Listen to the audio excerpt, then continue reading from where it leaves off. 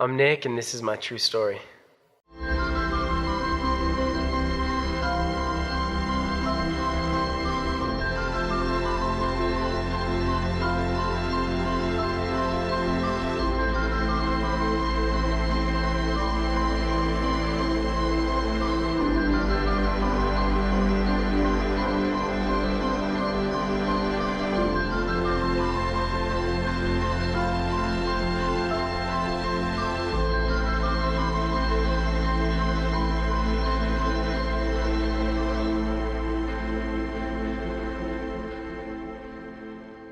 So I've only been a Christian for it was January 2014, so 4.5 years, right? So not too long, not too long compared to most people I meet.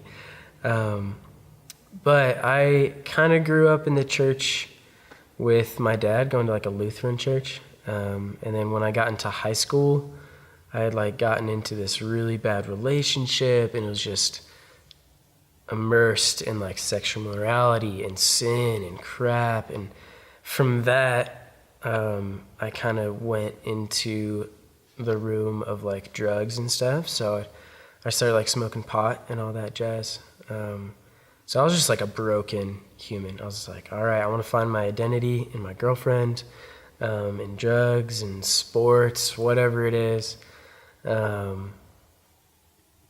And yeah, so I was kind of on that track of really twistedness.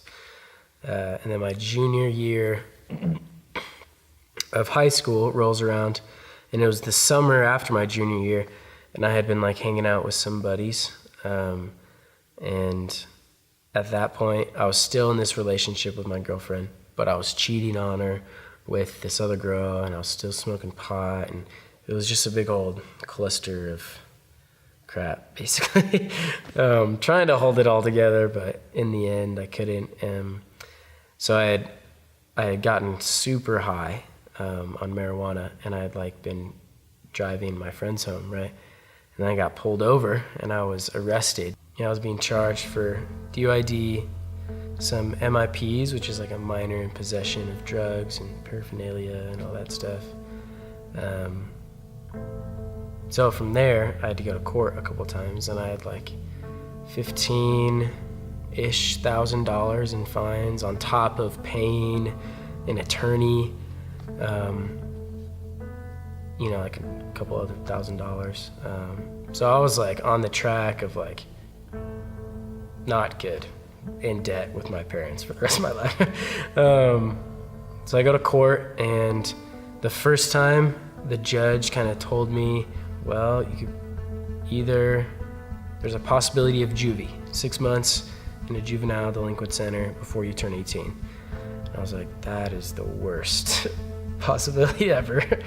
And then he said 800 hours of community service. And I was like, well, that's probably right around a month anyways, or 6 months anyway. So both are not that great. And then $15,000 in fines, right? And that was kind of what the judge told me first time I go. And I'm freaking out. I'm okay, gosh dang it. Trying to figure out my life now. The second time we went to court, and this was the deciding time. What is gonna happen? So I walk up to the little pulpit thing in the courtroom, and the judge tells me everything I'm being convicted for, and says, you're being convicted for this, and then asks me do you plead guilty or whatever? And I'm yeah, I plead guilty. So I pleaded guilty for everything. Because I did it, I'm not gonna lie about that. And then the judge just looked at me and was I'm just gonna drop all your charges and just let you go for free. It never happened.